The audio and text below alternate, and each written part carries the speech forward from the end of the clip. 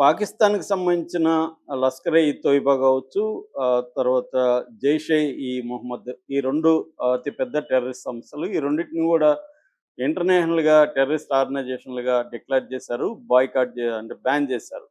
అందుకని వాళ్ళేం చేస్తున్నారంటే రకరకాల కవర్ ఆర్గనైజేషన్ టీఆర్ఎఫ్ కూడా అలాంటిదే. పహల్గామ్‌లో అటాక్ చేసిన ద రెసిస్టెన్స్ ఫోరం టీఆర్ఎఫ్, ఇది కూడా రెసిస్టెన్స్ ఫ్రంట్, అది కూడా ఒక ముసుగు సంస్థ. వీళ్ళేం చేస్తారంటే జైష్-ఇ-మొహమ్మద్ లేకపోతే లష్కర్-ఇ-తోయిబాకి సంబంధించిన వేరే వేరే ఫ్రంటల్ ఆర్గనైజేషన్ పెట్టి ఆర్గనైజేషన్ తరపున టెర్రరిస్ట్ యాక్టివిటీలు చేయడం అనేది చేస్తున్నారు. లష్కర్-ఇ-తోయిబాకి సంబంధించి సయ్యద్ హఫీజ్, తర్వాత జైష్-ఇ-మొహమ్మద్‌కి సంబంధించిన మసూద్ అజర్, వీళ్ళిద్దరూ యాక్టివ్‌గా ఉన్నారు. ఆల్రెడీ వీళ్ళిద్దరికి సంబంధించిన అనేక ఫ్రంటల్ ఆర్గనైజేషన్‌కి సంబంధించి ఇండియాలో స్లీపర్ సెల్స్ కావచ్చు, గ్రౌండ్ వర్కర్స్ కావచ్చు, తర్వాత ఇక్కడ అనేక రకాల ఇస్లామిస్ట్ ఆర్గనైజేషన్‌లో టచ్‌లో ఉన్నారు. అందువల్ల ఇండియాలో అల్లకల్లోలం సృష్టించడానికి, బాంబు బ్లాస్ట్‌లు ప్లాన్ చేయడానికి వాళ్ళు ట్రై చేస్తున్నట్టుగా వార్తలొచ్చాయి. దీనికి సంబంధించి పాకిస్తాన్ గూఢచారులను కూడా ఎప్పటికప్పుడు నిఘాలు పెట్టి అరెస్ట్ చేస్తున్నారు. రీసెంట్‌గా జ్యోతి మల్హోత్రా ఇంకొక 7 మందిని పైన అరెస్టులు చేశారు. సో ఈ నేపథ్యంలో ఈ హైదరాబాద్ సెన్సిటివ్ ఏరియా, ఎందుకంటే ఇక్కడ ముస్లిం పాపులేషన్ 30% ఉంటుంది సిటీలో. రెండవది ఇక్కడ పేదరికం ముస్లింలో, ఇదంతా నేను కారణాలు కూడా మొన్న చెప్పాను రిక్రూట్మెంట్‌కి. ఈ కారణాల వల్ల ఇక్కడ టెర్రరిస్టులు ఇక్కడ ఫోకస్ చేసి ఇక్కడ ముస్లింల కుర్రవాళ్ళని టార్గెట్ చేయడం అనేది జరుగుతుంది. గతంలో కూడా ఎన్ఐఏ అనేక సార్లు ఇక్కడ దాడులు చేసింది, అరెస్టులు చేసింది. నేషనల్ ఇన్వెస్టిగేటివ్ ఏజెన్సీ ఇది టెర్రరిస్ట్ యాక్టివిటీలకు సంబంధించి ఈ ఏజెన్సీనే మన ఇండియాలో చూస్తుంది. సో ఇప్పుడు మొన్న 18వ తేదీ 2 రోజుల ముందు ఒక ఇద్దరు కుర్రవాళ్ళు, ముస్లిం కుర్రవాళ్ళు బాంబు బ్లాస్ట్‌లకి ప్లాన్ చేస్తున్నారన్న వార్త బగ్గుమనింది. ఒక్కసారిగా హైదరాబాద్ ఉలిక్కిపడింది. ఎక్కడ బయటకు పోవాలన్నా ఒక భయాందోళనలు అయితే ప్రజల్లో నెలకొనే పరిస్థితి వచ్చింది. ఇప్పుడేందంటే వీళ్ళిద్దరినీ కూడా విజయనగరం 2 టౌన్ పోలీసులు ఈ కేసుని పర్యవేక్షిస్తున్నారు. యాక్చువల్‌గా ఇది జాయింట్ ఆపరేషన్. తెలంగాణ పోలీసులు, అటు విజయనగరం పోలీసులు కలిసి చేసిన జాయింట్ ఆపరేషన్. కానీ ప్రధానమైన A1 అక్కడ విజయనగరం అతను కాబట్టి వీళ్ళ కేసును కూడా అక్కడే డీల్ చేస్తున్నారు.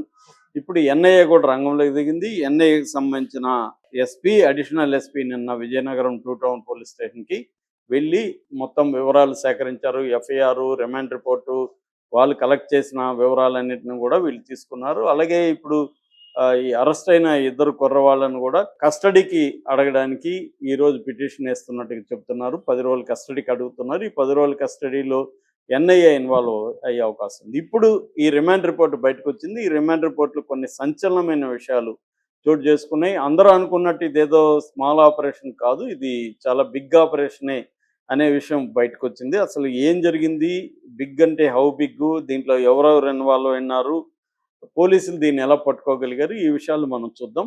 ఇక్కడ ఏంటంటే విజయనగరానికి సంబంధించిన సిరాజ్ ఉర్ రెహమాన్ అనే అబ్బాయి, ఇతనికి 29 ఏళ్ళు. ఈ అబ్బాయి 2018లో హైదరాబాద్లో ఇంజనీరింగ్ కాలేజీలో చదివాడు. నిజానికి ఈ అబ్బాయి బ్యాక్గ్రౌండ్ చూస్తే వీళ్ళ నాన్న అసిస్టెంట్ సబ్ ఇన్స్పెక్టరు, వీళ్ళ అన్న కానిస్టేబుల్, అంటే వీళ్ళ ఫ్యామిలీలో పోలీసులు ఉన్నారు.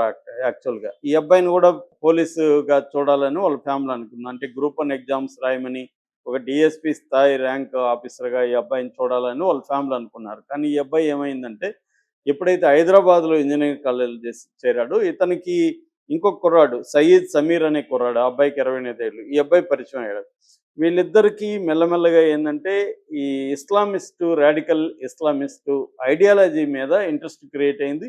దీన్ని మరి ఎవరు ఇన్ఫ్లుయెన్స్ చేశారు వీళ్ళిద్దరిని అనేది కరెక్ట్గా ఇంకా ఇన్వెస్టిగేషన్లో తేలలేదు. కానీ వీళ్ళిద్దరు మెల్లమెల్లగా ఏమైనా అంటే ఇంటర్నేషనల్గా ఇస్లామిస్ట్ ఆర్గనైజేషన్లో లిటరేచర్ చదవడం, అట్లాగే వీళ్ళు సెల్ఫ్ రాడికలైజేషన్ అంటారు, వాళ్ళంతటా వాళ్ళే రాడికలైజ్ అవ్వడం అనేది జరిగింది. ఆ తర్వాత వీళ్ళు సౌదీలో ఉండే ఐఎస్ఐ అంటే Islamic state of Iraq and Syria, ISIS అంటారు.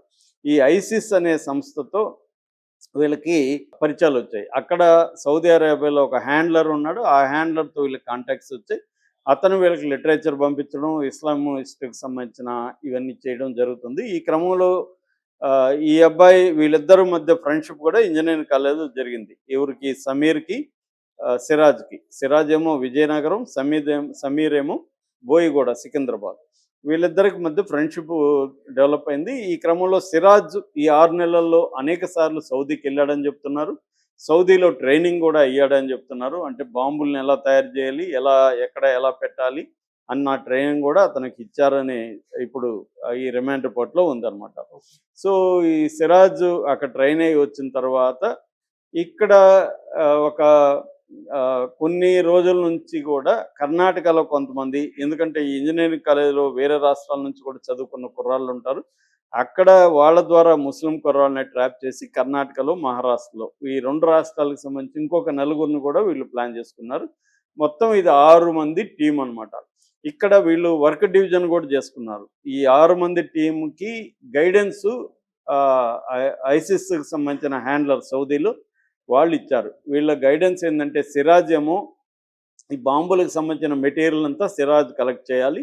సో, సిరాజ్ ఏం చేశాడంటే అక్కడ ఆంధ్రాలో కొన్ని కొన్ని వస్తువులు కొన్నాడని చెప్తున్నారు. ఇంకొన్నేమో ఆన్‌లైన్‌లో తెప్పించుకున్నాడు.